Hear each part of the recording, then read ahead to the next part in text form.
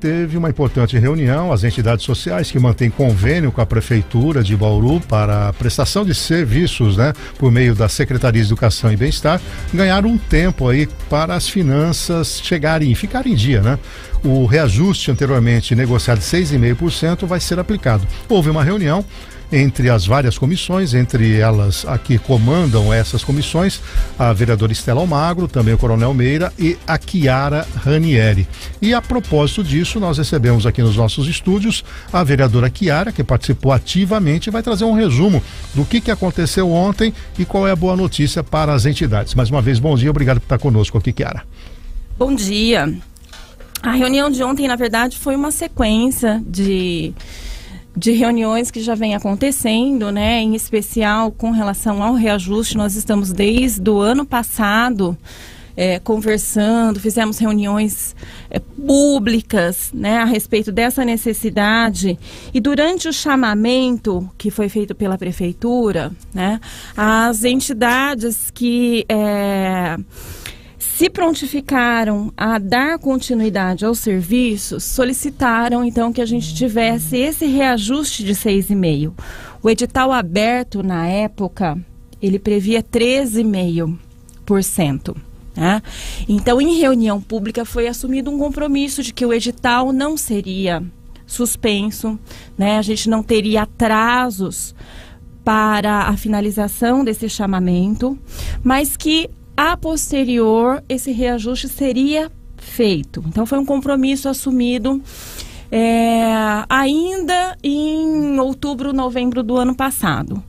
O que, para nossa surpresa, foi grande na sexta-feira, quando houve uma reunião na Secretaria Municipal de Educação e foi informado que as creches não teriam esse reajuste de 6,5%, porque o máximo seria de 25% de aditivo nos 3,5%. Então foi... 6,5% daria sobre o percentual mais que o dobro. Isso. Então, um pouco menos que o dobro, isso. Pouco então, menos que o dobro. Chamou um pouco a atenção, houve, uma grande preocupação das entidades, e aí a gente fala das 29 creches conveniadas com a educação, que o compromisso foi especificamente com a educação, A assistência que tem as entidades credenciadas para os diversos serviços da assistência, naquele momento disse que não poderia fazer os 6,5%. Então, nós tivemos esse compromisso e na sexta-feira nós ficamos bastante preocupados. O que ontem, na reunião com o secretário de Finanças participando, foi sanadas as dúvidas da Secretaria Municipal de Educação e reassumido o compromisso dos 6,5%. O que eu entendi é que os 25% seria sobre o montante geral. Exato. E não sobre o percentual. E aí que abriu espaço legal para essa decisão. Exato. Então, existe um entendimento da Secretaria de Finanças que está acostumada com esse tipo, de aditivo, e a Secretaria da Educação não sabia, e acabou passando uma informação equivocada. E você acha que esse não sabia é o noviciado, está faltando assessoria, falta diálogo? Porque a gente também tem visto que pareceres do setor de negócios jurídicos têm se arrastado também no executivo. Como é que você vai para uma reunião na virada do ano, promete algo e não tem todos os atores envolvidos, principalmente finanças?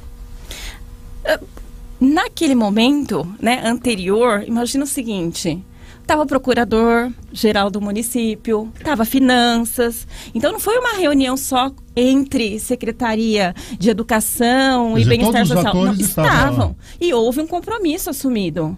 Então, de repente, a gente tem uma notícia, olha, não vai ser possível, dá a sensação de que nós fizemos um desserviço, ao promover uma reunião pública, ter um compromisso assumido, e as entidades participaram do chamamento com essa previsão do 6,5%.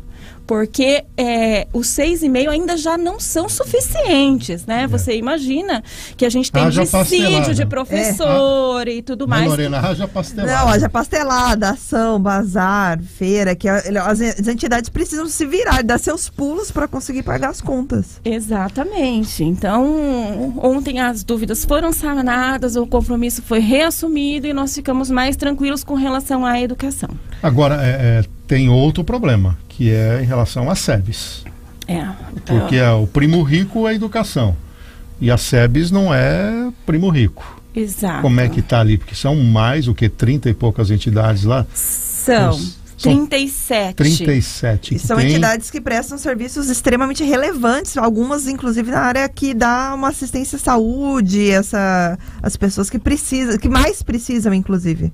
Exato. E como é que fica aí? Ou não fica? O 6,5, na época da discussão, já foi colocado que não seria possível fazer 6,5 para todos os tipos de serviços, né? Porque cada entidade presta um serviço, né? Na perspectiva do SUAS, e aí cada serviço tem as suas especificidades, e foi feito, então, uma proposta de reajuste diferentes. Então, nós temos entidades que prestam serviços que ficou aí em torno dos 3,5, nós temos entidades que também prestam outros tipos de serviços, né, e que teve esse reajuste A maior. Mas houve a clareza na época do chamamento, né? Então não teve essa confusão de que é 3,5, mas nós vamos chegar em 6,5. Não teve esse compromisso. Então foi tudo muito às claras. O que nós tivemos com relação às entidades é que houve uma competitividade entre as entidades. Então, no chamamento deste ano, nós tivemos entidades que prestavam serviços, por exemplo, a PS, que não foi credenciada para prestar serviço. Que vai ter uma compensação financeira, vai ter uma chamada extraordinária para R$50 mil de aporte lá na associação, pelo menos é a informação que nós temos. A APS é uma entidade que ela teria um orçamento de 650, né? E aí não está credenciada, então a gente tem aí uma situação para finalizar o contrato.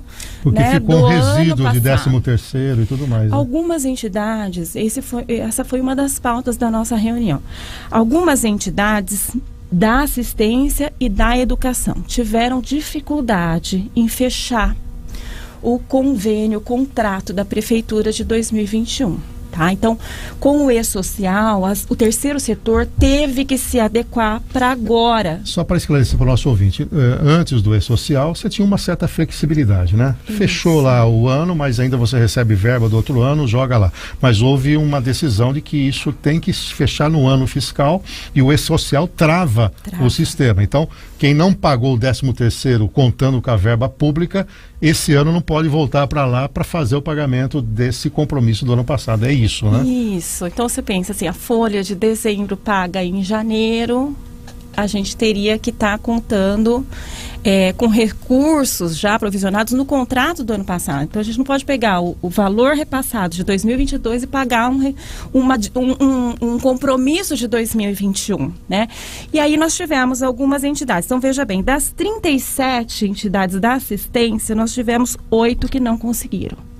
E da educação, das 29 creches, 4 que não conseguiram. Então, assim, como é que nós podemos ajudar nesse momento? Porque é um problema muito sério, né? A gente fala de folha de pagamento, pandemia, a pastelada que não aconteceu, né? Então, mas é uma série de agora situações. Algumas delas correm o risco de fecharem as portas? Ou pela sua avaliação? Existe? Esse risco é real?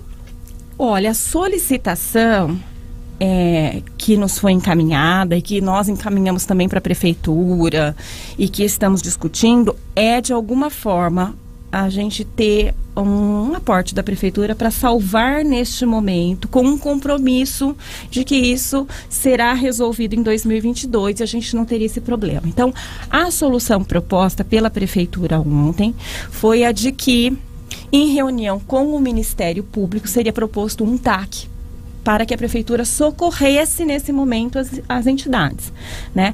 Essa reunião estava agendada para ontem à tarde, parece que houve uma alteração para sexta-feira, mas eu acredito que essa solução venha para resolver essa situação pontual desse ano. Só para a gente fechar essa primeira parte da entrevista, a Câmara vai acompanhar daqui para frente, corpo a corpo, essa questão?